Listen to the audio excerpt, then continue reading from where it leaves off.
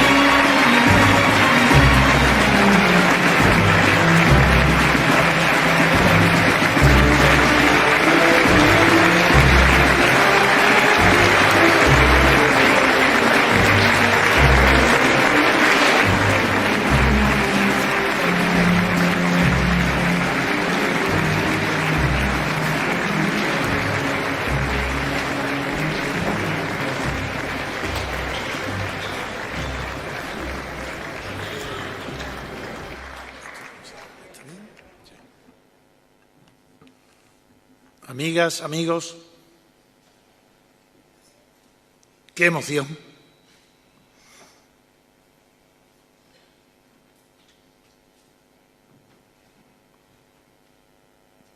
No vamos en busca de la libertad. La libertad viene en nuestra busca.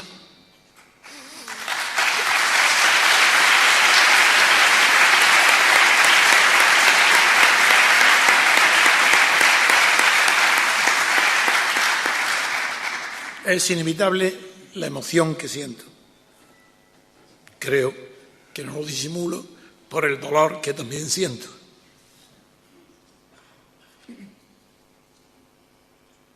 Algunos los defraudaré, entre otros al hijo de mi amigo Enrique Tierno, hoy presidente, porque el título de la conferencia que pensaba pronunciar en el Colegio Barberán era el porvenir de España, pero era otro momento distinto del de hoy. Otras las circunstancias, otros los datos políticos, otros los acontecimientos que nos condicionan. Yo no puedo nunca hablar de hechos pasados. Un discurso, una conferencia, cualquier tema que trate de filosofía política, que es filosofía de la acción, cualquier tema debe ser tratado en concordancia con el auditorio. Este auditorio no es el Colegio Barberán. Este auditorio ha venido aquí a vivir la libertad política conmigo. En el Colegio Mayor era una conferencia de ilustración del porvenir de España. Entiendo por porvenir lo que habéis dicho, que es como ha expresado, pero yo quería hablar del porvenir equivalente a por llegar. Por eso hablaré del porvenir de España muy poco, con dos palabras. Lo que yo pensaba decir en el Barberán era que el porvenir de España se llama Grecia. Por eso no voy a hablar de un porvenir de España que ya está definido, Grecia o Italia. ¿Por qué? Ahora voy a resumir en muy pocos minutos lo que yo pensaba decir a los estudiantes de un colegio mayor. Todos sabéis que antes de las últimas elecciones no había órgano de opinión, ni partido político, ni grupo electoral que no dijera como un dogma incontestable que gobierne el partido más votado. ¿Os acordáis, verdad?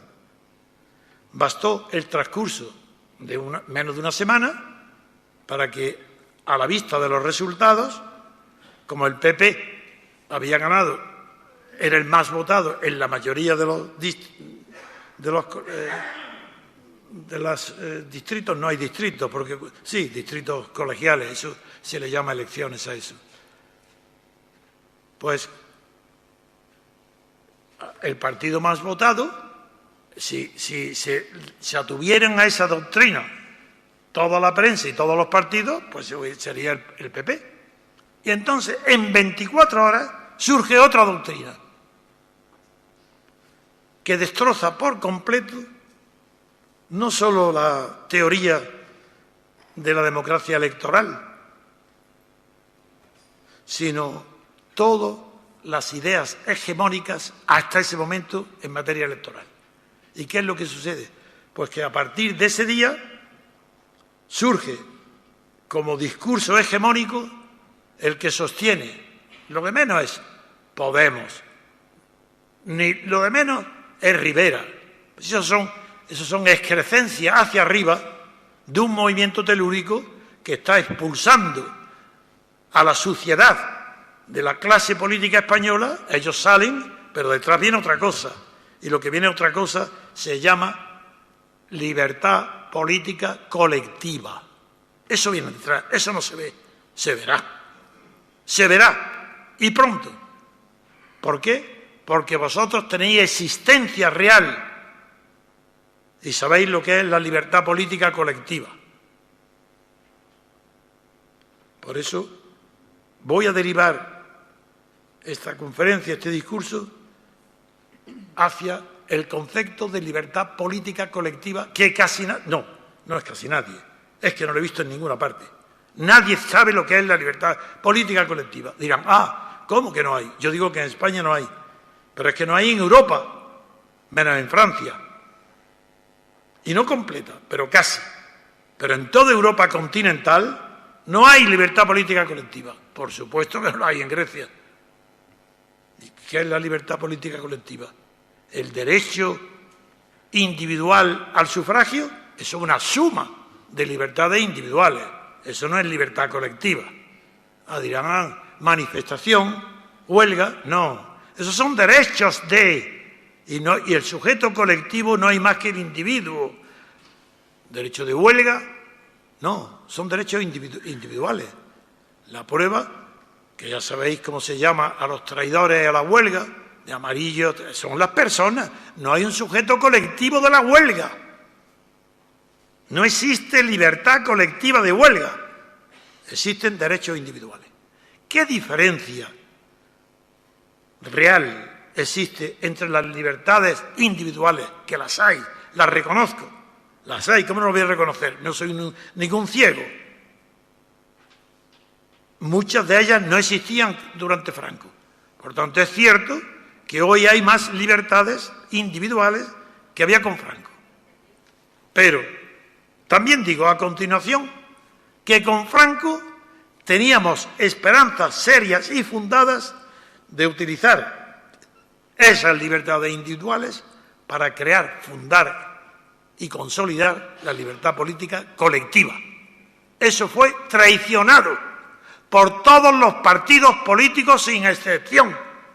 No hubo uno solo que salvó su dignidad o su honor. Lo que habían defendido durante la clandestinidad lo tiraron por la borda en menos de una semana. ¿Qué es lo que tiraron por la borda? ¿Acaso no estábamos todos de acuerdo, primero, en la estrategia de la ruptura democrática? Porque se abandona la estrategia cuando estaba a punto de triunfar.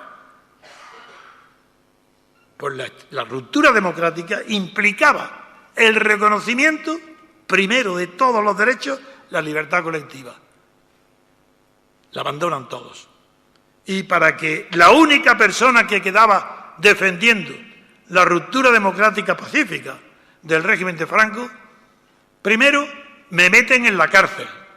Quien me mete en la cárcel es Fraga, sin ningún juez, sin ningún proceso. No. Yo he sido procesado y me pidieron 30 años de prisión militar porque yo me entregué mi vida, mi honor, mi fama a la independencia de Guinea Ecuatorial. Por esa razón me pedían 30 años de prisión militar. No, Fraga me mete en la cárcel porque le da la gana y no hay juez ninguno que ni siquiera que me interrogue. Paso directamente de mi despacho a la cárcel. Y en la cárcel estoy hasta el mismo minuto en que Fraga está de ministro. Salgo a la vez que él de ministro. ¿Qué creéis que hace la oposición? ¿Sabéis lo que hace? Bien, España estaba en ese momento en negociaciones de ampliación del plazo del mercado común, que todavía no era la comunidad. Bien, y yo tenía amistad política estrecha con varios comisarios de Bruselas, porque la lucha contra Franco había creado lazos muy fuertes con personalidades políticas europeas. Mis amigos, al menos mis conocidos, los que querían apoyarme, quisieron romper las negociaciones con España mientras yo estuviera en la cárcel. ¿Sabéis lo que pasó? ¿Sabéis por qué seguí en la cárcel? Porque, palabras literales, Claude Cheysson, el que fue luego ministro de Asuntos Exteriores de Mitterrand.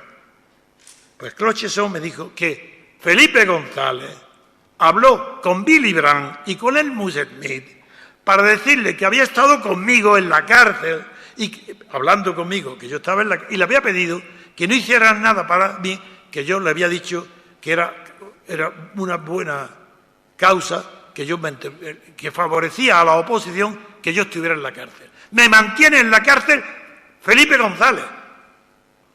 Pero no termina ahí el asunto. Es que ya es hora de que las verdades más gordas y lo que más daño ha hecho a la transición española se sepa. Y se sepa públicamente. Porque hay documentos y pruebas irrefutables de lo que digo. Salgo de la cárcel y los servicios secretos de Estados Unidos, en los papeles del Wikileaks, dicen, lo podéis ver todos, dicen literalmente, que durante el tiempo que el señor Trevijano Maverick está en la cárcel, no se mueve ni una hoja en la oposición. Y que tan pronto como salgo, en cuestión de días, hierve España de manifestaciones pidiendo amnistía, libertad. Y yo presidí una de ellas en Las Palmas, la más grande que se ha celebrado nunca. Todo eso es verdad. Pero Felipe González tiene otra entrevista con Fraga, que va a decidir el porvenir inmediato. Dos cosas deciden. Y una de ellas es importantísimo para que sepáis lo de la República. Lo digo aquí en el Ateneo, a conciencia de lo que estoy diciendo. A conciencia del valor que tiene lo que voy a decir. Fraga se entrevista con Felipe González. Y Felipe González le dice, mientras Trevijano esté en la calle, es imposible que el PSOE entre por la ventanilla de Arias. ¿Sabéis lo que es ventanilla de Arias? La ley de asociaciones de Franco, de Carlos Arias, que el Partido Socialista quería entrar.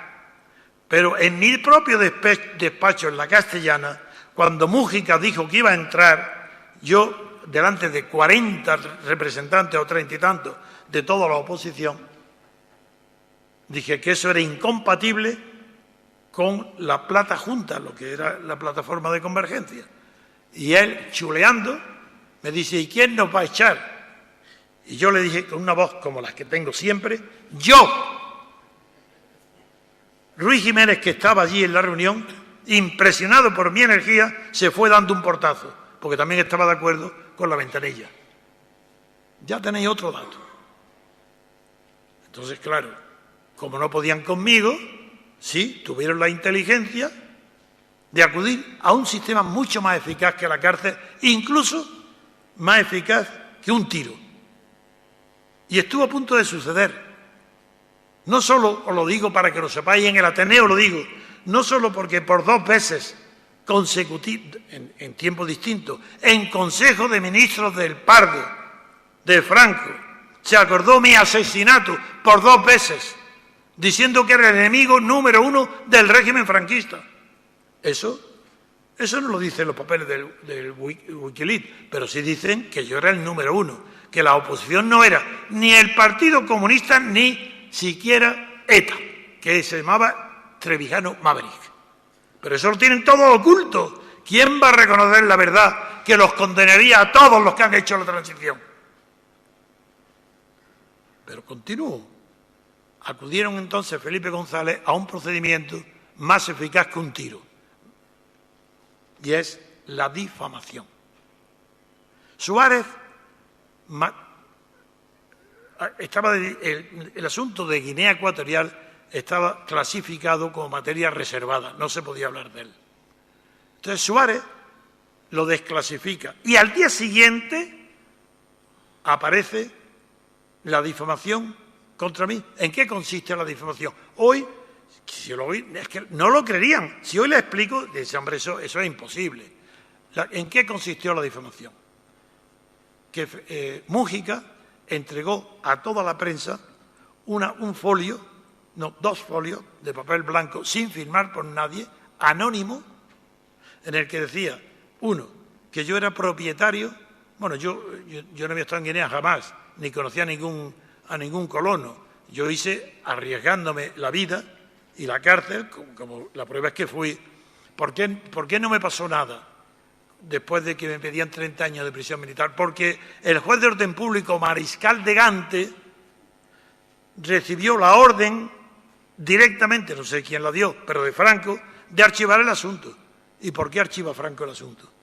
Porque el secretario general de la OUA, Diallo Telly, un senegalés diplomático bastante culto, le comunicaron que estaba yo procesado por haber ayudado a la independencia de Guinea. Y reunió al Consejo de la OUA y le puso un telegrama a Franco dándole 48 horas de plazo para que o archiva el asunto o rompía relaciones diplomáticas toda África con España. Y en efecto, ¿dónde está? ¿Por qué no se publica? ¿Por qué no se habla de esto? Bueno, pues ahí acudió Enrique Múgica en la calle del Limón, en la sede del Partido Carlista. Se había convocado una reunión de toda España de los representantes de todos los partidos que estaban en la Platajunta. Yo lo presidía, porque otra cosa que se olvida es que yo fundo la Platajunta de la Unión y presido. ¿Qué coordino? Como que no se hacía nada, todo estaba redactado por mí. Era yo el que había hecho. Algún día hablaré por cómo pudo una sola persona llegar a tener esa eficacia. Algún día lo explicaré, porque fue todo cuestión de conocer la historia del fracaso. ¿Por qué fracasan bajo todas las dictaduras? Ejemplo ahora Venezuela. ¿Por qué fracasan todos los intentos de unión de la oposición? ¿Por qué fracasó Gil Robles con Múnich? ¿Por qué fracasan todos, sin excepción, no en España, en todos los pueblos? Os lo diré. Primero, porque la ambición personal y de partido es superior al odio o la antipatía o al deseo de acabar con las dictaduras. No hay confianza entre ellos. No se unen porque los celos de poder y de vanidad son superiores al deseo de unidad. ¿Y qué hice yo? Yo lo estudié durante años y años, no solo en España, en el mundo entero. Yo bajo Franco estaba obsesionado. ¿Pero por qué no se unen? ¿Por qué? Y desde joven lo estudié y encontré un procedimiento. Ahora lo digo, si entre vosotros os causará risa. Pues yo conseguí la unidad de la oposición con un método muy sencillo. Redacté 14 puntos de un programa de 14 puntos, de acción, claro, de derecho y de acción. Y se lo enseño uno a uno de los representantes, cada uno de cada partido. Le digo, ¿tú estarías de acuerdo en esto? Dice, por supuesto. ¿Estarías dispuesto a afirmar esto? Ese hombre con otro no. ¿Estarías dispuesto a afirmar si alguien extranjero o alguien no? Por supuesto. Y así fue. Ah, bueno, pues si estás dispuesto y lo aceptas, comunícalo a tu partido. Y le ponía yo una letra A, B, C, y jamás por teléfono ni nadie se supo, hasta que todos estarían de acuerdo. Yo uní a la oposición española sin que ellos lo supieran, ni se enteraran de que estaba yo uniéndolos y que terminaron unidos. Ellos no lo sabían. Hasta que ya se hizo la declaración cuando don Juan de Borbón, que era el que tenía que dar el primer paso, haciendo una declaración en Le Monde, con los 14 puntos que todos habían aprobado, entonces cada uno tenía que producir una cascada de adhesiones contra Franco y a favor de la restauración en un referéndum que tendría que pronunciarse por la monarquía o por la república. Eso era obligatorio, y en la declaración de don Juan Alemón estaba ese principio. Ahí se vio claramente que la unidad era posible. Como cuando don Juan, por las presiones de su familia, de su mujer, de sus hijas y del propio y su hijo, se retira de la acción y deja empantanado la promesa que hizo de hacer las declaraciones de los 14 puntos Alemón contra su hijo Juan Carlos, porque tenéis que saber que ni un solo minuto, ni un solo segundo, el conde de Barcelona autorizó que Juan Carlos aceptara la monarquía que Franco le daba. Ni un solo minuto. Es más, todos sabéis que yo fui quien redactó el borrador de la carta del don conde de Barcelona a Franco y a su hijo, solos. Me llamó sin que nadie lo supiera. Y yo redacté esas dos figuras, si sé la verdad sobre todas las mentiras que son hoy oficialmente el secreto de la transición falsa. Pero yo voy a continuar para que veáis hasta qué punto se acuerda mi difamación. Y se acuerda en esa reunión de la calle del Limón. Y es, en ese folio, esos dos folios dicen que yo soy el dueño cacao, café, Guinea, de Guinea, y en Fernando Polo, a Madera, que además redactaba las sentencias de muerte de los enemigos de Macías en mi despacho de la Castellana, cuando lo que se acusaba a Macías es que hacía desaparecer a sus amigos sin proceso. Figuraros qué locura. Bien, pues esa locura, redactada sin firmar por nadie, le pide Felipe González a Suárez que levante secreto oficial Guinea. Lo hace y Mújica presenta en la prensa esa difamación absurda y ridícula, que hoy ni un solo periódico ni una hoja clandestina se atrevería a publicarlo, porque era anónimo y porque no tenía prueba de nada, no era nada. Pues esa es la difamación que cunde hasta tal punto que los enemigos de la verdad y de la libertad, han mantenido el calor de esa difamación hasta ahora mismo, hasta ayer mismo, para acabar con que conmigo como persona eso lo estaría sin cuidado, para acabar con que el pueblo español se enterara que habíamos estado a punto de la ruptura democrática y que solo la traición a los puntos programáticos de la Platajunta permitió dos cosas. Una, la traición de Santiago Carrillo. Sí, a mí me engañó. A mí, Felipe González era Isidoro, protegido por la policía de Franco. ¿Cómo me iba a engañar a mí? Yo sabía con quién me jugaba. Ahí era una cuestión de habilidad. Pero sí fui engañado. No por Santiago Carrillo, sino porque a mí me parecía inconcebible que pudiera pactar con el franquismo, con Suárez, con Fraga, que pudiera pactar un partido con tantísimas víctimas, fusilados, encarcelados, torturados. Me parecía imposible. Eso yo en eso no lo tuve en cuenta nunca. Y es lo que pasó. Sucedió. Y empieza ya la transición. Y esa transición no ha terminado. Pero yo no vengo hoy aquí en busca de mi complacencia con vuestros aplausos, ni para halagaros a vosotros por seguir el camino hoy de la verdad y de la libertad. Yo no vengo a eso. A mis 87, que voy a cumplir 88 años mañana, el 18 de julio, qué maravilla de coincidencia de fecha.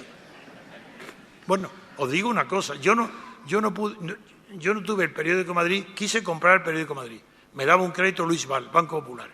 Y no lo compré, no pude comprarlo después de estar de acuerdo en el precio, 82 millones, crédito que me daba el Luis Val del Banco Popular. Porque los falangistas que tenían que dar el permiso, Jiménez Milla, Salvador, no me acuerdo el apellido, esos grupos de falangistas hicieron una comida en Lardi para examinarme. Y como yo todavía no era demasiado conocido, pues salí triunfante de la prueba. Y ya está, pues nada, muy bien. Y ya, pues acabado el asunto, yo ya estaba seguro, había comprado el periódico, estábamos de acuerdo en todo, bien. Me dice Jiménez Milla, bueno, antes de despedirnos, ¿qué piensa usted del 18 de julio? Digo, ¿qué voy a pensar? El día más importante de mi vida. Y por eso perdí el periódico.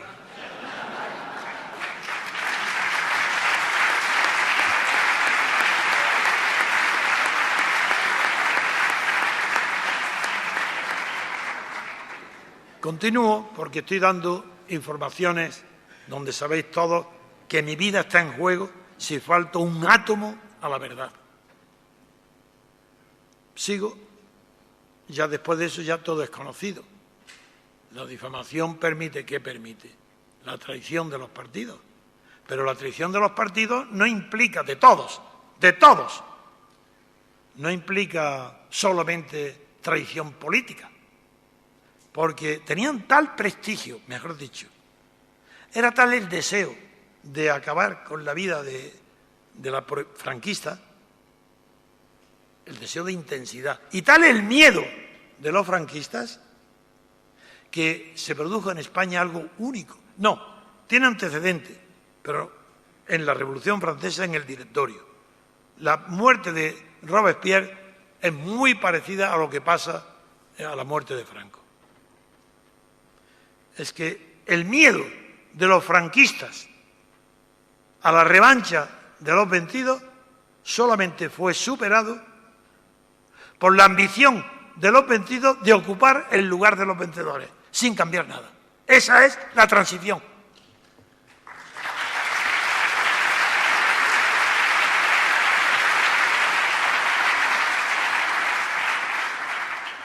¿Qué cambio hay porque el Partido Comunista o el PSOE entren en las instituciones? Ninguno. Hasta tal punto que todavía hoy los periodistas, todo el mundo dice, hablando de la Constitución española, que es sagrada, que es una maravilla, dicen, pero con el trabajo que nos ha costado vamos a perderlo. ¿Trabajo? Cero. ¿No trabajaron nada? La Constitución española, bien, sabéis que unas cortes se celebran con arreglo a la ley de Franco, con arreglo a la ley electoral de Franco, se celebran unas elecciones corrientes legislativas. Y se salen, y los diputados en secreto, no, el poder, que era el poder del ejército, y de Juan Carlos y de muy pocas personas, deciden, para engañar bien a los gobernados, a los españoles y al mundo, deciden convertir aquellas cortes constituidas en cortes constituyentes. Esa trampa tan vulgar, tan infantil, prospera.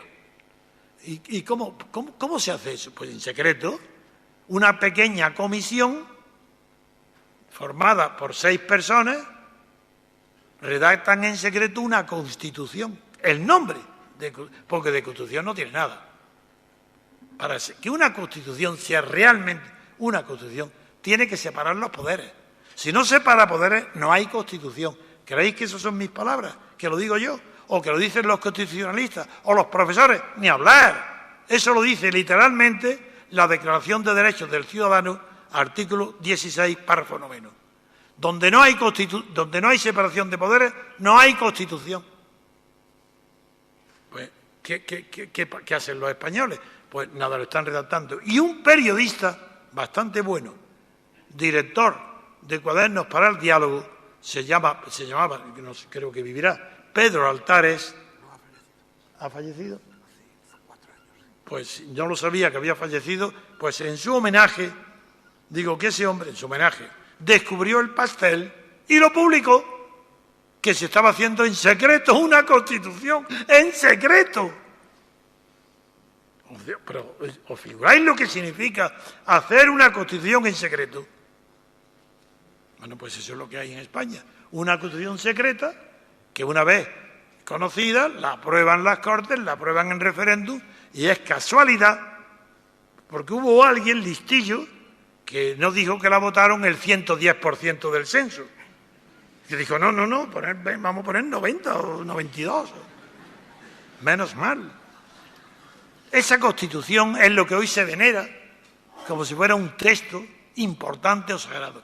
Es una birria desde el punto de vista técnico y una porquería desde el punto de vista de la liberal.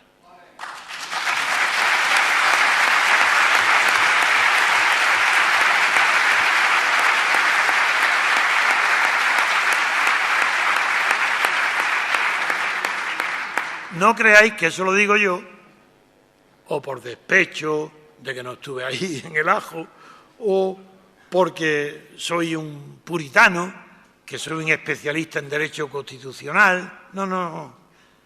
Digo que esa Constitución es cero, porque lo que vale de ella, y está hoy en vigor, es lo que no se cumple. El engaño de la Constitución, eso es lo que vale, eso es lo que dura, es por eso está en vigor. Ejemplo, prohibición del mandato imperativo. ¿Qué significa eso? La Constitución dice que está prohibido el mandato imperativo, ¿verdad? ¿Y qué hacen los partidos? Desde la primera ley, las miles y miles de leyes aprobadas, desde el primer día hasta hoy, todas bajo mandato imperativo. Incluso, ya no con la cabeza, incluso mandato imperativo con los pies, porque sabéis que se votaba también el ausente con el pie, el de al lado. Esa es la Constitución española, que dura porque no se cumple.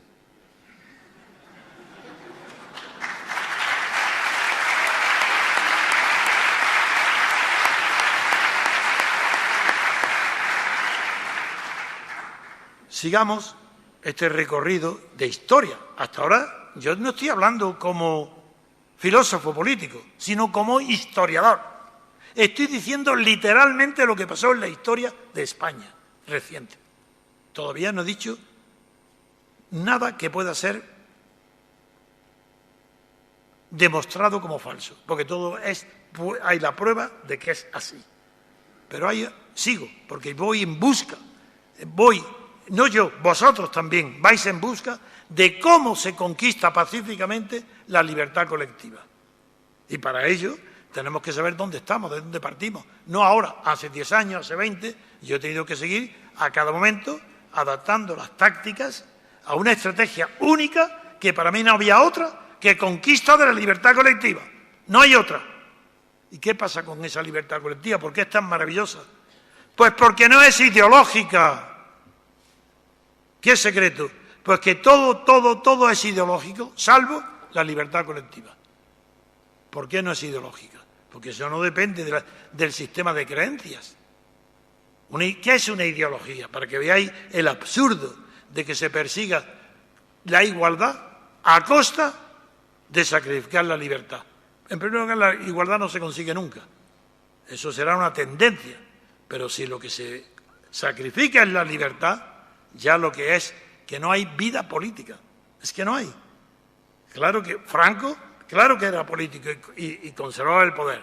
Pero es que hoy los partidos políticos son todos franquistas, porque no quieren más que la conquista del poder.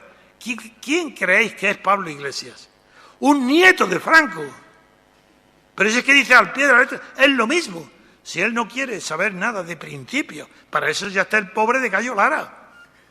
Él lo dice, quiere principios. Él no.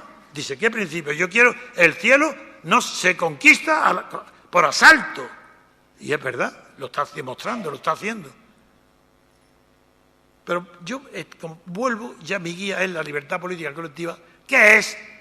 ¿Y por qué ella no es como los demás libertades?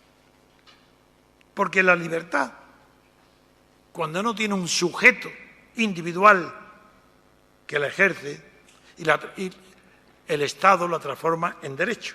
No hay ninguna libertad individual que no sea derecho. Atención, lo que estoy diciendo. No hay en el mundo entero ninguna libertad individual que no sea atributo de un derecho. ¿Por qué? Porque el Estado se llama de derecho y todas las leyes reconocen unos derechos al individuo. Luego, la libertad es consecuencia de un derecho subjetivo, derecho de manifestación. ¿No veis que lo mismo se dice derecho de manifestación, derecho de huelga, derecho, si es lo mismo que libertad?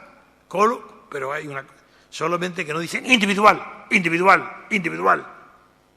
Porque si es colectivo, amigo, eso ya empieza a rozar el escrache y ya empieza a estar el delito. Eso cuidado. Colectivo no, individual todo, atomizado. Pero es que el individuo no tiene poder ninguno. ¿De qué le quiere una libertad individual? ¿Acaso el individuo representa algo en la historia política del poder? Cero. Y cuando quiere representarlo, como en la Revolución Francesa, se producen situaciones tan ridículas como la siguiente. El pueblo de París está cercado por el ejército real de Luis XVI, alemanes y suizos, que van a ahogar la rebelión que hay en París en los primeros días, antes del 14 de julio, antes. Y el Ayuntamiento de París, preocupado, porque vienen el pánico que le tienen, que viene el ejército, quieren defenderse. Y la delegación de la Comuna de París, del Ayuntamiento, manda a Versalles, donde están reunidos los estados generales, para pedir al tercer estado, después de que ha proclamado el traidor de Mirabeau y todos los demás canallas que inician la Revolución Francesa. Sí, esos son canallas, porque yo la conozco de verdad. Pues esos le dicen, esos que dijeron, de aquí no nos sacarán nada más que las bayonetas. Mentira. Si por la noche se veía con María Antonieta en una puerta en Alcalá, si estaba vendido por una cantidad muy grande, y ese decía, de aquí no nos sacarán por las bayonetas. Ese era Mirabeau. Pero es que los demás estaban, no todos. Hubo gente honrada y se retiraron.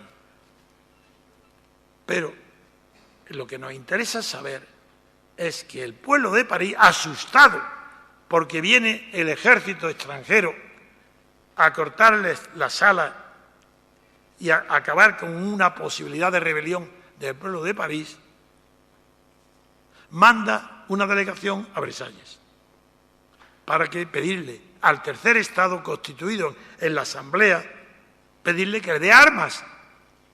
¿Y sabéis lo que contesta el presidente entonces de la Asamblea? Es asombroso lo que voy a contar, ¿eh? Quien no lo sabe es impresionante. Dice que no, que cómo va a dar armas. Que ellos, la Asamblea, la Revolución Francesa, no se ocupan de las cuestiones del Ejecutivo, que ellos están ahí para el Legislativo. Ah, nada, fuera, armas nada. ¿Qué os parece? La Revolución Francesa, en plena marcha, el ejército copando a París, van a pedir armas a defenderse. Y un hombre que era prudente y un jurista bastante bueno de Grenoble, que era el presidente, pues le dice que no, que ellos se ocupan del poder legislativo, porque sabían lo que era la separación de poderes y sabían que el Ejecutivo no era problema de ellos, eso era el rey tenía el Ejecutivo. Y entonces, si el rey es el enemigo del pueblo y manda la armada, nada, eso corresponde al Ejecutivo. Nosotros no podemos hacer nada. Esas son las grandes mentiras transmitidas a las generaciones actuales de la herencia de la Revolución Francesa. Pero vuelvo al tema de la libertad colectiva. ¿Qué es? Si las libertades individuales son todas derechos subjetivos, por eso se llama Estado de Derecho. Si Estado de Derecho es una creación de un jurista alemán bueno, pero no genial, von Boll, en el año 1880 y tantos, 90, finales del siglo XIX, para distinguir el Estado de Derecho del Estado policíaco. ¿Es verdad? O ponemos un policía al lado de cada bandido o cada delincuente o cada persona desordenada, o creamos leyes que se apliquen, y eso le llama Estado de Derecho. Pero no hay Estado en el mundo, jamás, desde que se tiene historia del Estado, que no sea de derecho. Hitler era un Estado de Derecho, y Mussolini, y Franco, y Stalin, y Gengis Khan, aunque era nómada, eso no lo he estudiado. Pero si lo estudio, seguro que encuentro leyes aplicables. Gengis Khan era un Estado de Derecho. Y estos presumen y lo dicen, Estado de Derecho. ¿Pero de qué va a ser? Pero si es la ley, si es la ley, ¿cómo no va a ser Estado de Derecho? Mucho más prudentes y más sabios y más cultos cuando los americanos del norte hacen su constitución, una señora para a Adams en la calle, a John Adams, y le dice, ¿pero qué están ustedes haciendo? ¿Qué es lo que están? Dice, señora, una república de las leyes, eso sí tiene sentido. Entonces ni sabían que estaban creando la democracia, no lo sabían, era una república de las leyes. Pues hoy que vuelvo a lo mismo, vengo a la libertad colectiva. Yo no me aparto nunca de un tema cuando lo cojo, ya no lo suelto. Pues la libertad colectiva, ¿qué tiene la libertad colectiva que no tiene ninguna libertad individual, ningún derecho individual? Es otra cosa. ¿Qué es? La libertad colectiva tiene que ser la libertad de todo el pueblo. ¿Y es que eso es posible? ¿Es posible que no haya divisiones en el pueblo, en partidos o en facciones, para que sea una utopía o imposible? No puede haber un derecho del pueblo a la libertad colectiva. ¿Qué es eso? Ah, si especifico. No. Pues mirad lo que pasó. En una guerra, figurar, una guerra de liberación, bien sea de Estados Unidos o cualquier otro pueblo, ahí hay una libertad colectiva de defenderse de la invasión. Esa libertad es colectiva. Porque ahí se defienden se les va la vida. Defienden a ellos, a sus mujeres, a sus hijos, a su historia, a su futuro. Bien, si ganan esa guerra y hacen una constitución para que en el futuro se rijan por unas reglas honorables, donde esté garantizada las libertades individuales, eso que vengo hablando hasta ahora, para que esté garantizado el derecho de propiedad, derecho a asociación, derecho de huelga, derecho a todo, incluso derecho a la rebelión, en los términos en que se pronunció. Entonces hace falta hacer una Constitución. ¿Qué es Constitución? Le preguntadle a quien queráis, ¿qué constituye una Constitución? Y dirá, hombre, la nación. ¿Cómo? ¿Es que antes de la Constitución no había naciones? Pues si la Constitución es posterior. Una nación, una Constitución no constituye una nación. ¿Qué es eso de Cataluña, vascos y etcétera? ¡Qué absurdo! ¿Pero qué nación va a constituir? Eso es imposible. Entonces, ¿qué constituye el Estado? Pero ¿es que antes de la Constitución no había Estado? ¿Es que Franco no tenía unas leyes fundamentales del reino que eran mejor observadas que esta Constitución? No, ahí se ve todo eso es falso. Esto es mentira, una propaganda ridícula. ¿Dirigida a quién? A un pueblo idiotizado por el miedo de unos y por el botín repartido por los demás. Ha habido un miedo colectivo a la verdad y un reparto de unos de la derecha y de la izquierda al botín del Estado. Yo no tengo simpatía ninguna por Ortega y Gasset. Sin embargo, cuando Ortega y Gasset era muy joven, era idealista entonces, y dijo, ¿qué es eso de palabras como reconciliación? ¿Qué es eso? Y él dijo, es que cuando oigo la palabra, eso lo tiene escrito en el año 1915. Dice, ¿qué es? Pues cuando oigo la palabra reconciliación o concordia, digo, ¿dónde está el reparto? ¿Quién se está repartiendo algo? La pura verdad. Y ahora, por eso antes hablé del directorio de Robespierre, porque lo que ha pasado en la transición española es lo que pasó allí. Matan a Robespierre. Y los mismos que los partidarios de Robespierre tenían sus listas negras para mandar a la guillotina a los adversarios que le podían disputar el poder. Y aquellos que se creían concernidos por la célebre la libreta azul donde estaban sus nombres, montan un complot, el 9 de Termidor, para asesinar a Robespierre. Y los principales dirigentes de aquel movimiento de resistencia contra Robespierre estaban en la puerta asistiendo, saludando a todos los diputados que venían a la asamblea. Y a todos les decían, tú estás en la lista, tú estás en la lista. No sabían, la lista estaban en la guillotina. Entonces, claro, triunfó inmediatamente el complot. Triunfó y matan a Robespierre. Inmediatamente, al día siguiente, y en el plazo de una semana, se abren en París más de 500 restaurantes de lujo, salas de baile, de fiesta. ¿Sabéis para qué?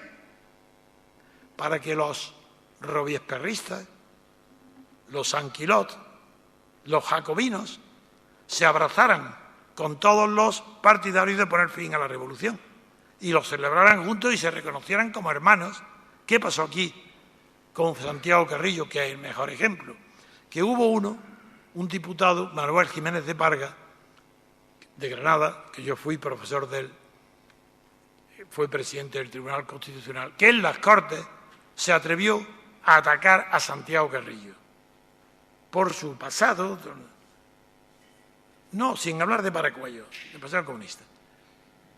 Y Fraga le interrumpe violentamente a Jiménez de Parga, defendiendo a Carrillo. Esa, la unión Carrillo-Fraga, es la que representa a la España actual. Es Fraga, unido con Carrillo, el que representa la transición española. La mentira absoluta, moral, política, intelectual de la transición española. ¿Cómo va a producir ni un buen escritor de verdad? Sí, le dan premio Nobel a quién, a Cela, pero si era el delator de la censura de Mallorca. ¿Pero qué es esto? Aquí nadie dice la verdad. Si delataba a los escritores, a Franco, desde Mallorca, ofreciéndose cargo para poder hacer a Franco esos favores. Pero ¿quién ha habido en España que tenga la decencia de levantar la cabeza desde la muerte de Franco aquí? La entrega, la entrega a la traición. He contado muchas veces que, deducido En busca del tiempo perdido, deducido de ese libro, no es que yo lo admire mucho ese libro, porque para mí es un chisme, es un chismoso de alta sociedad, y muy bien escrito, muy bien, sí tiene muchas cualidades, pero para mí no está entre los grandes de la literatura. Pero el autor, confiesa que él quería mucho a su abuela y él mismo estaba extrañado que cuando muere su abuela él no lo sentía tanto como creía que lo iba a sentir. Y hace unas reflexiones que a mí de ahí saco la conclusión, que no es de él, que es mía, la siguiente. La traición en tiempos normales es un vicio y muy feo, es la deslealtad. Pero en tiempos de traición, si se convierte en regla general, es una virtud para mediar, para prosperar en la sociedad. España es una sociedad de traidores. La inaugura Juan Carlos, traidor número 1 a su padre. Segundo, la continúa Suárez, un ignorante total, culpable de lo que está sucediendo en España con el café para todos.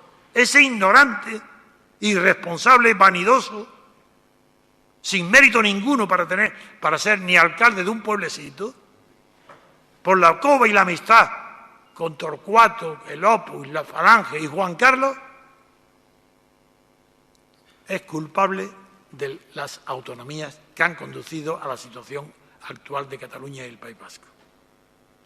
El café para todos. Y Suárez, que cree que hoy se la lava, se olvida, uno, que fue echado de mala manera del gobierno por Juan Carlos y los capitanes generales. Dos, que le dieron la orden de que dimitiera en el acto. Y el pobre tonto de Suárez reconoce en la televisión que dimite para que su gobierno no sea un paréntesis entre dos dictaduras. Y las Cortes españolas, la prensa española, los cobardes que mantienen el poder en España, no hay uno solo que le diga a Suárez, el mismo día del 23 de febrero, cuando se estaba votando el nombramiento, o antes de nombrar a Calvo Sotelo. No hay uno que le diga, señor Suárez, usted ha comparecido en la televisión para decir que dimite porque una dictadura le ha obligado a que dimita. Unos generales, un militar o el rey, quien sea, dígalo. Nadie se lo pregunta y él tampoco lo dice. ¿Os dais cuenta qué representación de España puede haber? ¿Qué diputado puede presumir de que ha tenido dignidad? Dignidad. Cuando ha tolerado que un traidor como Suárez engañe al pueblo, no diga la verdad y se dé un golpe de Estado que fracasa por la baladronada de Tejero. ¿Y qué pasa entonces con Tejero? ¿Qué pasa con el golpe de Estado? Pues que hay un señor en España que está escribiendo en El Mundo y un año o dos después dice en El Mundo, en una columna, que el responsable del 23 de febrero, directo, porque es quien alrededor del cual se ha ordenado y ha ordenado que sí que se haga, ese señor se llama Antonio García Trevijano. Y cuando coincido en una entrega de premios a juristas en la compañía de seguros Pelayo, me tocan en la espalda y está Sabino Fernández Campos. Yo no lo conocía, ni él a mí tampoco, pero que de vista sí. Me dice, tú eres trevijano.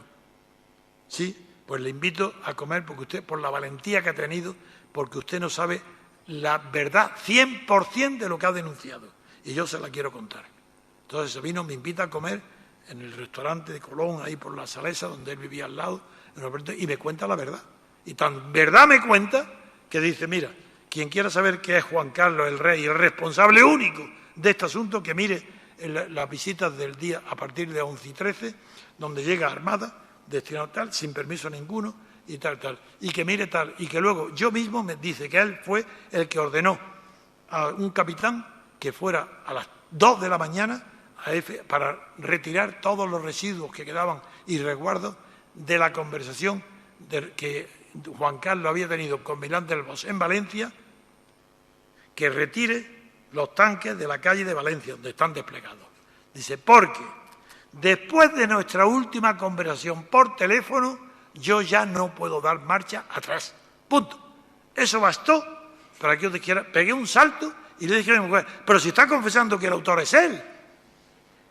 Ya lo está diciendo, es él. Y ese fue el artículo que yo no tenía más datos que ese. Y cuando escribí en Le Mundo el artículo, cité al pie de la letra lo que dijo, y luego Sabino Fernández Campos me dice, la pura verdad fue esa.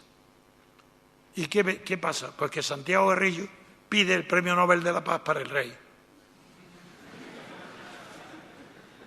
Que aún no saben lo que es la democracia. Por ejemplo, el partido más votado gobierna ¿dónde? En el Reino Unido. ¿Es que acaso el Reino Unido es una democracia? De ninguna manera. El Reino Unido es un parlamentarismo perfecto, maravilloso, con una tradición de libertades fantásticas. Ya quisiéramos nosotros tener instituciones como las inglesas, pero no nos confundamos. Eso no es la democracia. La democracia es otra cosa. Por eso, el partido más votado, si gobierna, eso no es democrático. Pero si se unen todos los partidos pequeños para que el más votado tampoco gobierne, eso tampoco es democracia. ¿Qué diferencia hay una? Pues que si gobierna el partido más votado, eso es representativo, pero no representa a la mayoría absoluta. Es representativo, pero no. Y para que haya democracia, tiene que haber forzosamente, escuchar bien lo que digo, en el Ateneo, y desafío a quien sea capaz, intelectual, español, europeo o mundial, de contradecirme.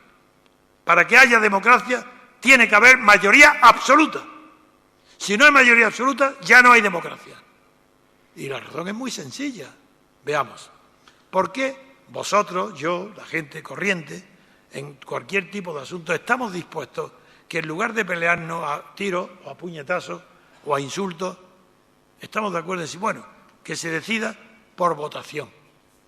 Y supongamos que hay un colectivo de 100 personas o de 50 o 65 que deciden algo por votación.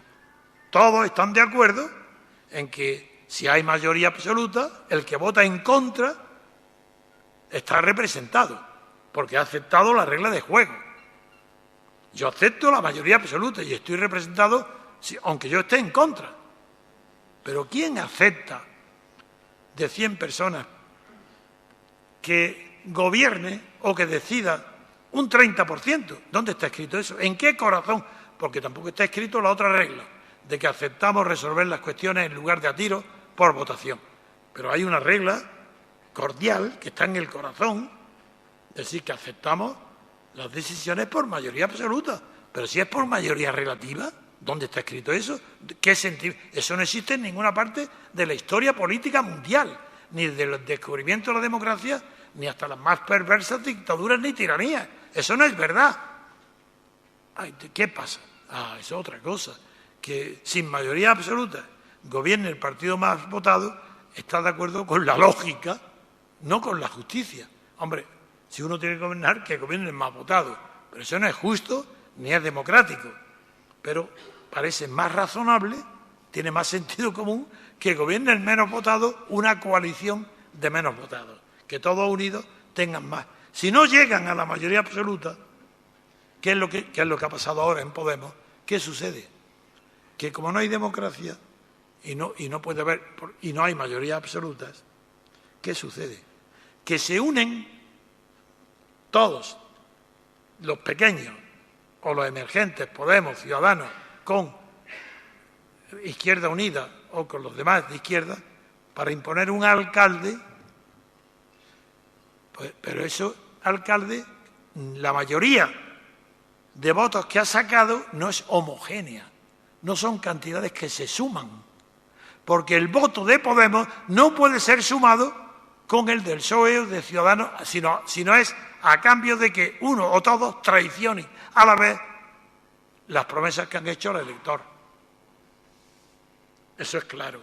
Pues entonces, el partido más votado no puede gobernar más votado, pero no es democracia. Y para terminar y dar paso a vuestras intervenciones, termino como empecé. con el discurso en el Colegio Barberán. Dije que el porvenir de España, está en Grecia y en Italia. ¿Por qué?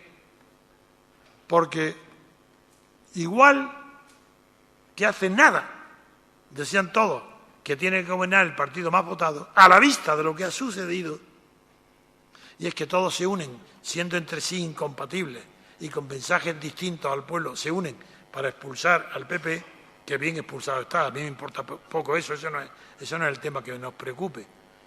Es la coherencia, la incoherencia de todos del sistema, del régimen, porque el sistema no lo hay. ¿Qué sucede ahora? Pues que nada más que producir este hecho, vuelven a decir que es una injusticia, es que no es democrático, tiene que gobernar el partido más votado. ¿Y ya quién dice eso? Pues ya empiezan a decirlo las televisiones mismas, que hasta poco y ahora ya personalidades de todos ya empiezan a decir lo mismo antes de las elecciones. Y será. Entonces el camino, el porvenir, lo por llegar a España es, como ha dicho Mario Conde, ayer en televisión, ha dicho, pero que lo pongan por una ley, se acabó de historia, que una ley diga que el partido más votado gobierna, y eso no tiene más que dos fórmulas, la griega y la italiana. Griega, regalo de 50 escaños al partido más votado, para que adquiera con eso la mayoría absoluta o se acerque mucho a ella. Italia, Renzo, reforma italiana, que entra en vigor ya.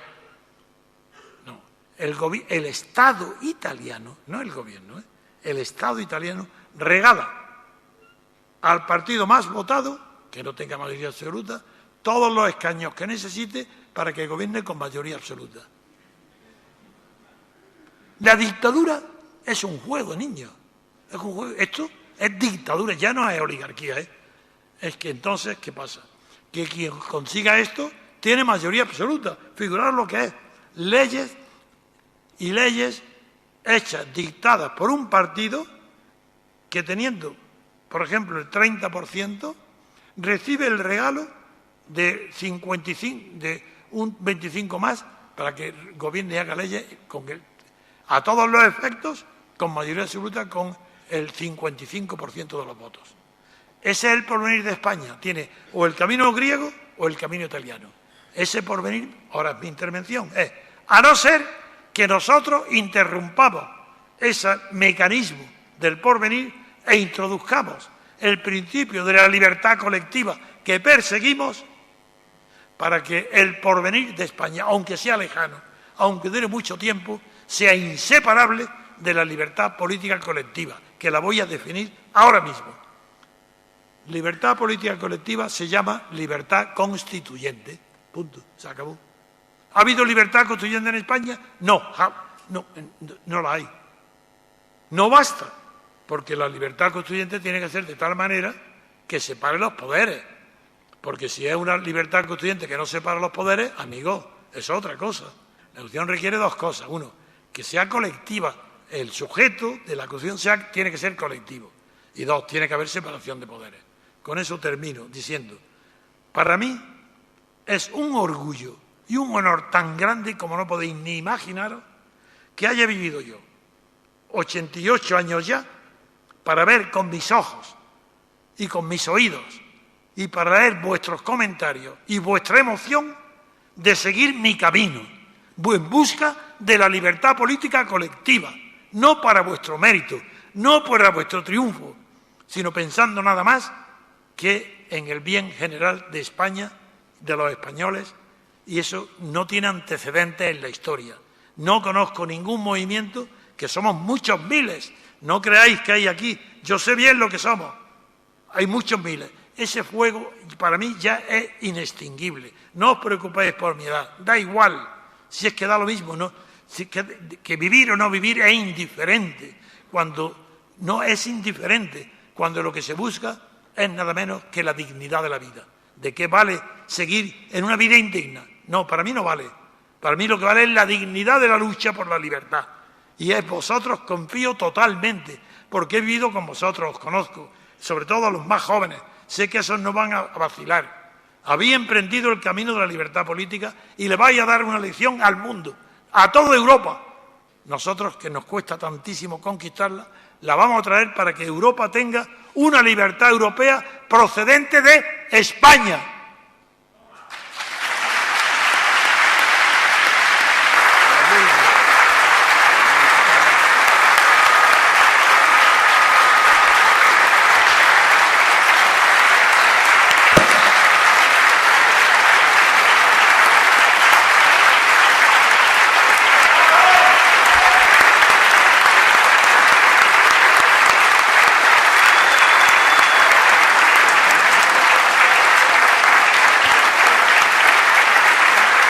No me lo creo.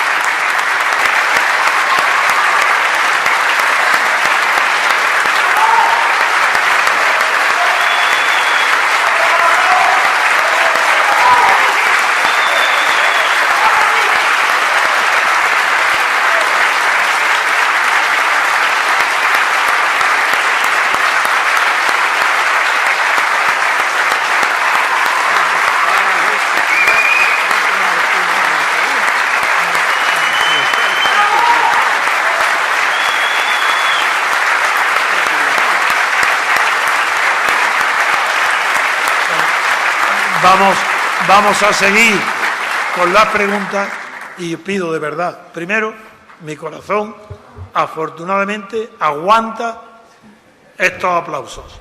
Bueno, cuanto preguntas, os pido una cosa, cuanto más rápida sea la pregunta, que no haya preámbulos, más preguntas, más contestaré. Así que, por favor, y luego, sí, yo digo que más, yo si estoy emocionado, esa emoción la ofrezco a vosotros. Buenas tardes. Quería preguntar rápidamente si es posible que su proyecto se materialice en un partido al cual nosotros podemos votar en las próximas elecciones. Jamás. Vale.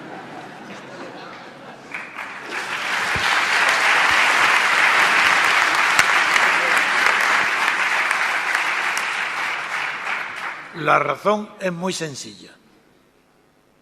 Todo partido, forzosamente, ha de ser ideológico, si no, no se diferencia de los demás.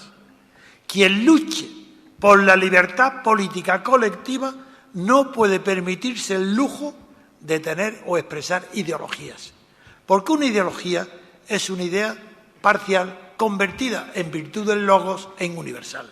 Todas son falsas. En cambio, la libertad política no es ideología, y esa es nuestra bandera, porque no es ideología. ¿Cómo pueden decir nadie que somos de derecha o de izquierda? ¿Qué saben? Para saber si una persona es de derecha o de izquierda, primero tiene que haber libertad. ¿La hay en España? No. Entonces, ¿cómo sabes que uno es de derecha o de izquierda? Bajo una oligarquía de partidos y sin libertad política, todo el mundo puede ser de derecha o de izquierda, de boquilla, porque todos los gatos son pardos. Otra pregunta. Quería que nos explicara por qué el sistema proporcional es el germen de la corrupción e impide completamente la representación de los electores. Sí, es muy sencilla la contestación. En realidad es ¿por qué el sistema de listas de partido no cumple la función que corresponde a cualquier tipo de elección? No es, las listas de partido son nulas, inválidas, no valen nada porque no designan representantes del elector. El que vota listas de partido no elige a su representante, elige al jefe que ha hecho las listas. Es decir, elige partido. Por esa razón son nulas, en tanto que representación. La representación ha de ser forzosamente individual. No se dan poderes a una lista. ¿Qué es eso? En cambio, el mandato imperativo que ha de regir todo diputado elegido en un distrito pequeño para que defienda el distrito, ese diputado, bajo mandato imperativo, está obligado moral y jurídicamente por un mandato. No lo cumple, a la calle, pero en el acto, sin esperar 4 años a otras elecciones. Eso es mentira, porque eso de que se llama en la ciencia política reacción anticipada, que es no votar a un diputado porque ha sido un corrupto, pero tiene que esperar la siguiente elección para no votarlo, eso es aplicable cuando no había sistemas proporcionales.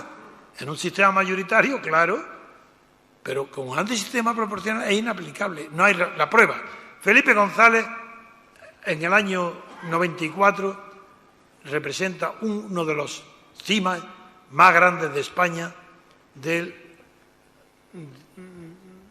la maldad de un gobernante, tanto porque asesina como porque roba y mete a todos sus ministros él en la cárcel. Los lleva hasta la cárcel, los mete dentro y él se queda fuera. En virtud de una técnica de un jurista argentino, que ni era jurista, que lo nombran aquí García Lupo, presidente del Tribunal Supremo. Y él siente una doctrina que, acogida por Pascual Salas, aquel enano perverso, ese Pascual Salas inventa la teoría de la estigmatización, que sabíamos lo que era en mística, en Santa Teresa, las llagas, los santos, pero en Estados Unidos sabemos lo que es también estigmatización, que es otra cosa. Pues este Pascual Salas dice: Felipe González, jefe de gobierno, ni siquiera puede ser citado como testigo de los asesinatos de Logal o de la corrupción de todos sus ministros. No. ¿Cómo es esto?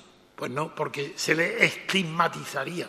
Eso, eso ha sido puesta negro sobre blanco para no meter en la cárcel y condenar a Felipe González. ¿Y quién es Felipe González? Aparte de ser el enemigo culpable número 1 de la traición a la libertad y a la democracia en España, porque él fue el que arrastró detrás de él a Santiago Carrillo, que era un puro apéndice, y Felipe González no creáis que tenía algo, tenía la etiqueta favorecida por la socialdemocracia alemana de ser, me he acordado de Enrique Tierno, claro, de ser el socialista, que por eso Enrique Tierno creó un partido del interior, porque el otro, el de Toulouse, ese fue del que se apodera Felipe González. ¿Cómo? Inventando militantes con el dinero que daban los alemanes y yendo a Suresne con listas falsas. Ese es el origen de Felipe González. Y me he reído porque Enrique, tu padre, conmigo lo hablé 1 millón de veces, porque él me consultaba y sabía los conocimientos y el apoyo que yo tenía en Europa. Y yo estaba informado de todo lo que pasaba. Por eso me encanta. La pregunta que tú has hecho está contestada. No hay posibilidad alguna de que sea representante ninguna lista de partidos, porque ni siquiera son representativas. Porque en Inglaterra, por ejemplo, no hay mayoría absoluta. Puede haberla, como ahora, pero puede gobernarse el Parlamento sin mayoría absoluta. Pero eso, ¿qué quiere decir? Que el que gana sin mayoría absoluta no es representante, pero es representativo. En España, los listas de partidos ni representan nada, ni son representativos nada más que del Estado, el que los paga. ¿Quién paga las listas? El Estado. A él le pertenecen, al Estado. Quien paga, a él le pertenecen los partidos. ¿Qué son los partidos estatales? Una ampliación de la técnica de la dictadura. Con Franco era la Falange, con Mussolini el fascio, con Hitler el nazismo, los nazis, y ahora con el rey Juan Carlos, esa facción, porque son facciones, no nos engañemos. Cada vez que un partido se es pagado y entra en el Estado se convierte en facción. Y ahí tenéis, leeros a Madison, a Burke, a todos. A veces hay uno solo que no considere que todos los que están en el Estado sin estar en uso de una representación de la sociedad son facciones. Por tanto, lo que hay en España son facciones estatales. Todos. Desde Podemos, por eso no es que dicen Podemos izquierda. ¿Quién Podemos izquierda? Si son fascistas. Pero si está pagado por el Estado. ¿Pero qué es esto? ¿Es que no lo veis? ¿Podemos qué es Podemos? Nada. Un hombre que no tiene principios. Digo, que él cree que los tiene el pobre Cayo Lara, que tampoco los tiene. Porque para tener principios, como él le dice, ser del Partido Comunista y reconocer la monarquía, pues vaya principios que tiene. Bien, otra pregunta. Tercera. ¿Cuál sería el poder constituyente que puede traernos la libertad colectiva? No puede haber más que uno, que es la revolución política, no social, la política de la libertad. Nada más. Es el pueblo, no el pueblo entero en su conjunto, eso es imposible. El pueblo normal, desde los tiempos más remotos griegos, el pueblo siempre está dividido. Y la palabra demos, que significa pueblo, ya en Grecia también existe otra expresión, en Homero, que es laos, también significa pueblo, pero en uno es pasivo pero tiene fuerza, en el otro es activo y el laos. Por eso laocrático es un término inventado, creado etimológicamente por mí, siguiendo la etimología para decir que el tercio, por otro lado, perdón, es que me adelanto, la sociología mejor política, una de las mejores, desde luego la de Estados Unidos siempre. La europea no existe. No existe sociología política en Europa, existe la americana. Hay uno de los más grandes, Loewe, y Loewe dice que toda sociedad está dividida en 3 tercios. Yo participo de eso también porque lo he vivido y lo he observado. Dice, un tercio es el que sostiene con entusiasmo al régimen político que haya. Otro tercio se apoya sin entusiasmo al régimen político que haya. Y solo otro tercio se opone al régimen existente. Y da igual en todos los tiempos. Así, hoy, en España, yo creo que hay un tercio de españoles que son los que se abstienen, que siempre está por encima del 30 o el 33. Hoy en España hay un tercio que son nuestros potenciales amigos. Es a ellos que tenemos que convencer. Si lo convencemos a ellos, y nosotros representamos una fuerza grande, verdadera, pacífica, pero inteligente, a diferencia de todo lo que vemos al lado, que es una cochambre de la inteligencia, pues ese tercio tiene que conquistar en un momento crítico al tercio acomodaticio. Y forzosamente habrá otro tercio que se opondrá a nosotros. Por tanto, la pregunta te contesto. Un tercio. Nuestro objetivo es conquistar al tercio que se abstiene. Ese tenemos que conquistarlo. Porque los que se abstienen son muchos. Y muchos piensan como nosotros. Pero no basta. No basta sumar lo heterogéneo. Hay que hacerlo en que ese tercio sea homogéneo. Otra pregunta. Cuarta. Bueno, don Antonio, le agradecería que me diese su opinión sobre algo que cuando lo escuché me ha dado que pensar continuamente. Son las frases finales del juramento de Felipe VI, donde, y le digo la parte final, respetar los derechos de los ciudadanos y de las comunidades autónomas. Esa es la parte final del juramento. Su opinión, por favor. No suelo ocuparme de las opiniones de los reyes, mucho menos de este pobre hombre.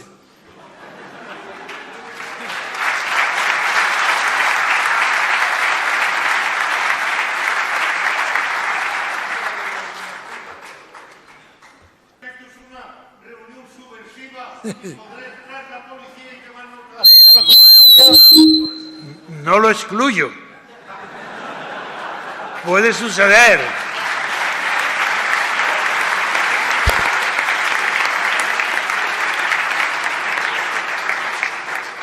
Aunque he de reconocer que me tienen tanto miedo, intelectual desde luego, me tienen tanto miedo que por tal de no darle publicidad no nos pasaría nada. Mientras yo esté, nada.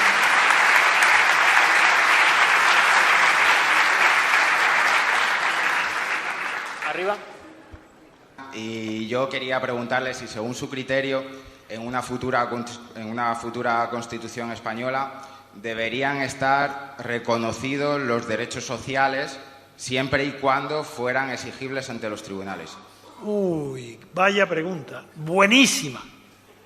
Y más buena mi contestación, ya verás. La ignorancia sobre la ciencia del derecho constitucional es tan grande, que meter en las constituciones lo que se llama derechos sociales, que en España tan abundantes son ellos, se debe a un error padecido por un hombre muy poco inteligente, con mucho dinero, casado con una multimillonaria aristócrata que se llamaba Lafayette. Lafayette fue llamado en Francia héroe de los dos mundos, porque con el dinero de su mujer organizó una expedición francesa que ayudó a Washington. Y vino a Francia rodeado, como siempre en aquel tiempo, sobre todo, figuraron, de la aureola de haber participado en la Revolución Americana. Y se empieza, después de la Bastilla, de ese crimen, de ese horror, que aquello no tenía de revolución nada, la Bastilla, primero no participan ni 300 personas, mendigos casi todos. Luego, en esa Bastilla comete crímenes horrendos, y es que a personas, porque por el cargo que tenían, el gobernador Loné y el sobreintendente, lo que lo cogen ya después en la calle, lo cogen, que se rinde, le cortan la cabeza, se la clavan en una pica y la pasean por París hasta llevarlo a los jardines del palacio del duque de Orleans. Y hay dos testigos excepcionales que narran el acontecimiento, porque ven desfilar por las calles de París ante una multitud, examinando y aplaudiendo ese espectáculo, dos testigos increíbles, de suerte para nosotros, escriben a sus mujeres, porque no eran de París, los dos, que no se conocían, contando lo que han visto. Bueno, uno de ellos, diré quién era, Camilo Desmoulins. Camilo Desmoulins era de los más grandes agitadores, periodistas, en los jardines del duque de Orleans.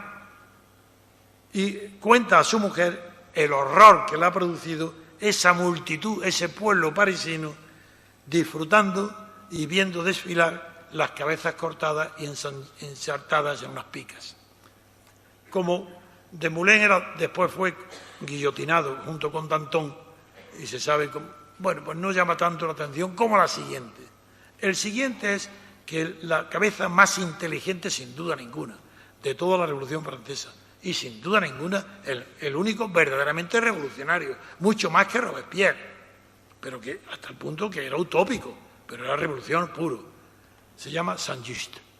El ángel exterminador, que era Saint-Just, escribe a su mujer llamando hotentotes a los parisinos de ver el espectáculo de caníbales que estaba observando. Y eso que pasa allí, en la Bastilla, llega la noticia a Versalles. Figuraros. Y el que está de aristócrata de guardia despierta a Luis XVI y le dice: Sire, la capilla, la Bastilla la han tomado al asalto las turbas, las masas. Y el rey solamente dice: ¿una revolución? No. Dice: ¿una revuelta? Dice: no, una revolución. Es la primera vez que se pronuncia la palabra revolución fuera del campo astronómico, de la astronomía, que era la revolución de los astros. Bien.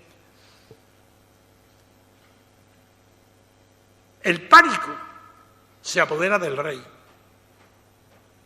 Y asustado, pensando, bueno, ya ha llegado algo desconocido para un rey absoluto, figuraros, que toman la Bastilla las turbas, las más, pero no le dicen turbas, sí, lo que sea. Para él no tiene más que una sola defensa, Luis XVI. Y es acudir pidiendo socorro, que lo protejan, al tercer estado, a los Mirabeau y compañía. Y esto lo cuenta Talleyrand en su memoria. Entonces el rey va en busca de en un hotel particular, en un hotel particulier francés, donde estaban reunidos los asustados representantes del tercer estado, horrorizados, más que el rey, de lo que había pasado en París, y temiendo por sus vidas, la mayoría ya habían huido a provincia, se habían ido. Y los que quedaban estaban discutiendo de irse, si al extranjero, si esconderse. Y en esas que estaban, y estaba Talleyrand, estaba ahí, y lo cuenta. Llaman a la puerta.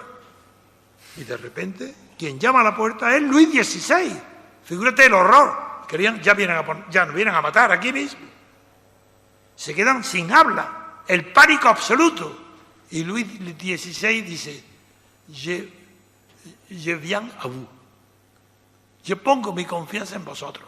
Ese pánico de ambas partes produce el entusiasmo, el abrazo, y vamos a celebrar con un Te Deum dirigido por el arzobispo de París, que era el consejero de María Antonieta, un Te Deum para celebrar esos asesinatos.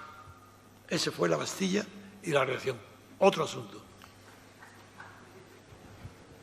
Si hubiese un partido que se presentase a las elecciones, a día de hoy, como cualquier otro, pero que a diferencia del resto no rechazara las subvenciones públicas, ¿usted lo consideraría un partido estatal o un partido civil? Yo consideraría que era un tonto. Porque si rechaza las subvenciones, que es lo único que tienen, lo demás no tiene nada que ver con la sociedad civil ni nada. No, es imposible que un partido se presente en este sistema, reciba o no dinero. Porque lo principal no es eso. Claro que el dinero es importantísimo, pero, por ejemplo, Francia también le entregan dinero a los partidos. Y, sin embargo, hay una semidemocracia, es distinto. No. Es que lo importante es que ese partido ingresaría en una cofradía estatal, de partidos estatales, herederas del franquismo sin ruptura y sin que haya ninguno de los derechos personales reconocidos, ni en la jurisprudencia ni en la Constitución. Ese sería un idiota, porque lo único que renuncia es al dinero, pero coge lo demás, acepta él ser distinto de los ciudadanos. Un ciudadano no tiene recursos de anticonstitucionalidad, ese partido lo tendría. Eso es injusto.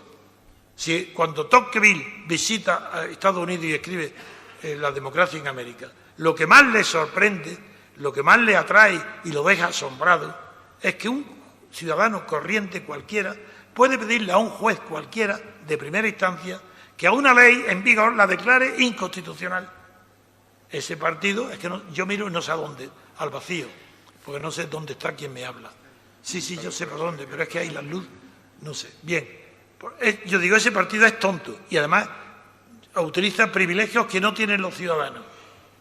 Nada, eso es despreciable completamente, porque, en paz, otro argumento ya mucho más profundo. ¿Qué pasa con ese partido? ¿Acaso ese partido representa a la sociedad civil porque no le pague el Estado? ¿Es que él ha respetado, ese partido, el principio intermedio que desarrolla la filosofía de Leibniz, pero que en concreto en política quien lo manifiesta bien claramente es Benjamin Constant? ¿Es que entre el Estado y la sociedad civil puede haber una relación sin una sociedad política intermedia? No. Por tanto, ese partido nace del Estado, le pague o no le pague, porque no hay una sociedad política intermedia entre la sociedad civil y el Estado. Ese partido es de idiotas. Bien, últimas preguntas. Me gustaría conocer su opinión en relación con cómo hubiera sido posible conjugar esa idea central de la dignidad que ha puesto de manifiesto a lo largo de toda su charla, esa idea de dignidad explicitada en la adhesión a principios inconmovibles de actores antagónicos en la España de la transición. ¿Cómo se hubiera podido conjugar esa realidad con la necesidad de sortear el caínismo y otro baño de sangre? Si dos partes de la sociedad, dos o tres, tienen un concepto de la dignidad como el que yo propugno, quiere decir que la guerra civil es la única manera de resolver el conflicto porque la dignidad de uno es igual a la dignidad de otros. Yo creo que no, que eso no se deduce de mis palabras, sino exactamente lo contrario. Porque si todos participan de la dignidad, han aceptado ya un principio de la dignidad. Y es el primero de todos, que es que el caínismo, eso es fruto de la indignidad.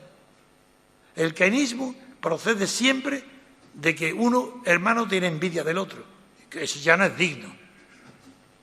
Porque el caínismo viene de Caín y Abel, uno tiene envidia porque es el preferido de Dios. Pues entonces, si hay dignidad común y es igual, no puede haber enfrentamiento. Y si hay enfrentamiento es porque por encima de la dignidad hay apetencias económicas. Porque los conflictos ideológicos siempre traducen diferencias y ambiciones económicas. La guerra civil española fue el preámbulo de la guerra mundial y fueron las dos últimas expresiones dentro de Occidente del enfrentamiento de ideologías. No, yo digo rotundamente, la dignidad excluye, si es común, toda posibilidad de enfrentamiento bélico. No, es todo lo contrario. Si la dignidad, es más, la tolerancia, voy a poner un ejemplo. Las guerras de religión en Europa acaban cuando la doctrina de la filosofía tolerante, las iniciadas por Erasmo y los demás, tienen éxito. Entonces ya, si se pone fin a la guerra de los 30 años, es porque triunfa la tolerancia. Pero ya, cuando triunfa la tolerancia, como eso no es digno, escúchame bien, como la tolerancia no es digna, como es despreciable hoy, en su momento, fantástico.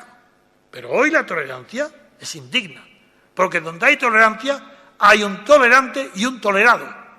¿Usted quiere ser tolerado? Yo no. Entonces, no, como es indigno, no puede ser sustituido por un principio que Montesquieu define en un opúsculo pequeño que se llama Principio, y dice que es sustituir la tolerancia por el respeto mutuo, amigo. Esa es otra cuestión. Yo estoy de acuerdo con el respeto, no con la tolerancia. Pero si hay respeto, ¿cómo va a haber guerra civil? Imposible. Bien, otro. Yo quería preguntarle por qué dice usted y por qué afirma que fomentar la cultura es totalitario, y si esta subvención a la cultura se produjese a través de instituciones que no estuvieran politizadas, ¿eso también lo consideraría usted una forma de totalitarismo? ¿La ha intervenido? Es que yo estaba hablando. Hay que distinguir entre cultura y civilización, que son cosas distintas. La cultura, la manifestación principal de la cultura es la religión, y la segunda el arte. La tercera, la humanidad, es otro tipo de... En la civilización, en cambio, es un concepto y una palabra muy moderna. Civilizar, durante la Edad Media y durante así ya siglos, civilizar era una palabra forense, jurídica, que significaba pasar a la jurisdicción civil un asunto que, mal enfocado, había sido llevado a la jurisdicción penal. Pero durante la Ilustración coinciden dos hombres muy inteligentes, uno un escocés y otro un francés. No voy a ser pedante de citar nombres que luego se olvidan, pero el francés sí, porque es el padre de Mirabeau, que es marqués de Mirabeau, que definen los dos lo mismo. La cultura la separan de la civilización porque la cultura la tienen apegada al significado tradicional, que es las costumbres. La cultura es la costumbre. Y Ortega, por ejemplo, ahí lo define bien. El modo colectivo de vivir, eso es la cultura. En cambio, la civilización es otra cosa, que ellos lo llegan a intuir, pero no definir bien. Y es Kant el primero que define ya la cultura y la civilización, diciendo que esta última es el decoro de las costumbres, es decir, la apariencia externa, lo que serían las reglas de urbanidad. Pero eso fue en tiempo de Kant, porque hoy la civilización ha quedado unida al progreso tecnológico. Entonces hoy la civilización está unida a esa tecnología, esa concepción global del mundo como tecnología. Y por eso es monstruoso la ocurrencia de Zapatero de decir diálogo de civilizaciones. Porque la civilización es única en el mundo, no hay otra. Si el Japón copia a los alemanes para hacer la industria, si hoy la globalización, la civilización es la misma, lo que sí es distinto son las culturas, porque la cultura es el modo colectivo de vivir. Entonces yo no entiendo la pregunta, si es que repite qué es lo que quiere saber, que yo no lo sé bien. No, pero... la subvención no hablaba, ¿no? ¿Que el Estado controle la educación, eso es totalitario, sí o no? A ver, ¿es otra pregunta o la misma? No, es la misma. ¿Qué es? Que me lo explique. Si el Estado controle la cultura, ¿es algo totalitario, sí o no? Por Dios, lea Gramsci. Que lea Gramsci. ¿Queréis la izquierda? Lea Gramsci. Verá lo que dice. La cultura del Estado, fascismo. ¿Queréis más? Ya he contestado. Buenas noches, me llamo Manuel de Asturias y quería preguntar ante las próximas votaciones generales que no elecciones, ¿de qué manera puede el Estado represaliar a un ciudadano que se niega a participar en una mesa electoral o votacional? Si tenemos nosotros centenares de ejemplos, si los seguidores nuestros del MCRC no renuncian y les da igual que los manden a la cárcel, si es que da lo mismo. Nadie puede participar en una farsa y quien lo diga no es una persona digna. Participar en esta farsa no es digno, ni en mesa alguna, ni votando. Si todo el que vota es una de dos, o es un aprovechado o es un tonto. Es un tonto si cree que esto es algo de verdad. Entonces no se ha enterado. Después de 40 años no sabe dónde está. Eso nada. Bueno. Antes a la cárcel prefieren ir ellos. No. Es que me lo han puesto así, muchos me lo comunican. Y dice, no, me preguntan como jurista. Si es pena de cárcel, voy a la cárcel, pero no. Yo solo decía, don Antonio, que el último recurso podría ser un ataque de náuseas, algo, claro. o bien una depresión. Sí, sí. No un ataque, no, decir que le dan náuseas. Sí. No, sí son los objetores de conciencia. Pero yo creo que hay algo más que objeción de conciencia. Pero bien. Sí que ya ultimísima pregunta.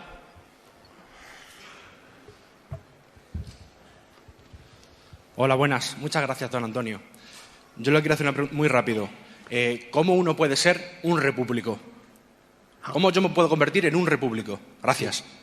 Pues ya usted es repúblico, ya.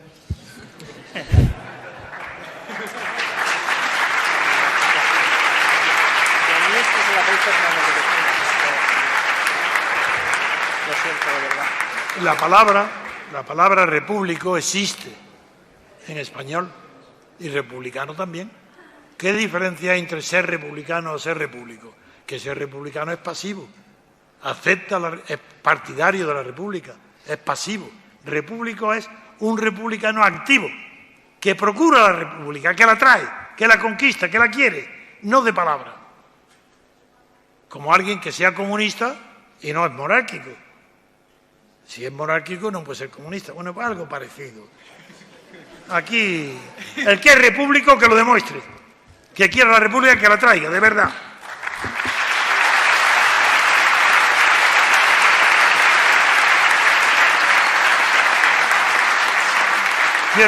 Quiero aprovechar esta pregunta para decir que hay una palabra muy española que demuestra que en España nunca ha habido republicanos, ni en la primera tampoco, ni en la segunda.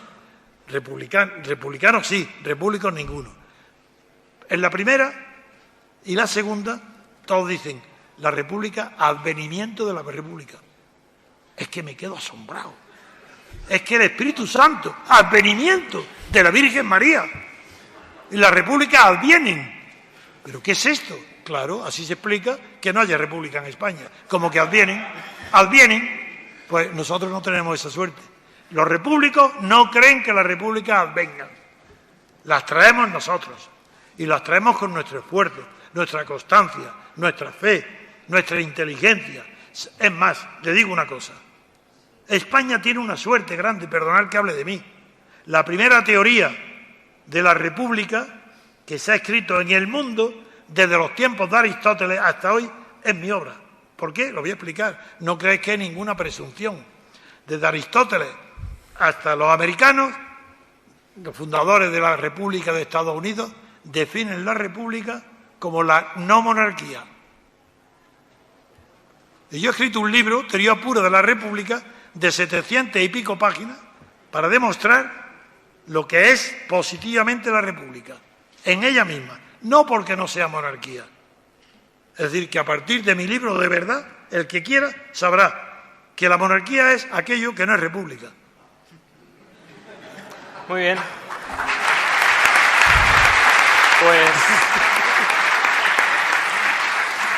Pues con esta última respuesta damos por terminada la conferencia de hoy, porque estamos fuera de tiempo, lo siento.